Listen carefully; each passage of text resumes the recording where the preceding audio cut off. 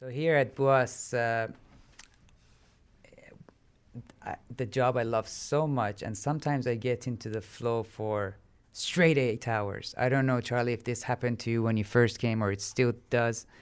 So many things that I can just challenges me to the right amount, and the variety, and just the fact that we don't sit at the same place every day, and so much novelty and everything. I'm loving it so much. Marcel, are you hearing this?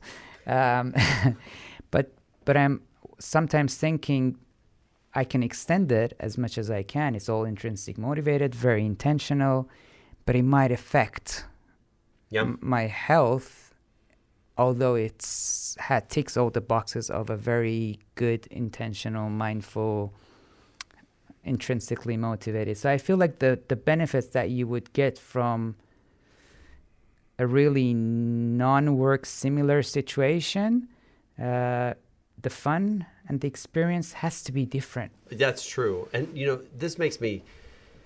this is a really good point, Moji, and it makes me think about your research and a focus on social connection, right? So being connected with people also helps us have this balance, right? Because if we have the focus just on like what's intrinsically motivating for me, what do I want to do, like that can get to us to a place where we're pretty sort of self-centered, right? Even if we're like, this is all good, right? This is all good, right? I think if I wasn't married and didn't have kids, I would spend a lot of time in my office on campus because I enjoy what I do. But because I have these connections to other people who have other needs, it allows me to sort of negotiate those needs and say like, you know what, I would really like to do this, but I also know that Jack, who's my 15-year-old who's here traveling with me, he has certain needs that need to, be in front of my needs in this space, right? And a lot of times those are, of course, we have work relationships, but our non-work relationships, our family relationships, friend relationships, those connections force us to hopefully be open to other people's needs, right? Yeah. And how do we take their needs and their experiences into consideration? And maybe that ability has all been stunted for us a little bit during the pandemic, right?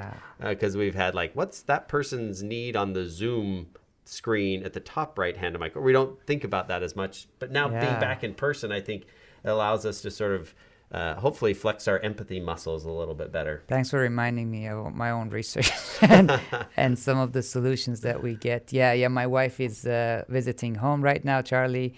I was telling Matt, and she's there for our spring break, which is our really New Year starts with no rules, the first day of spring for 2 weeks, and it involves a lot of eating, drinking, visiting extended relatives, and traveling. And of course, I miss her. I miss you, Shore. But at the same time, I get to work as much as I can.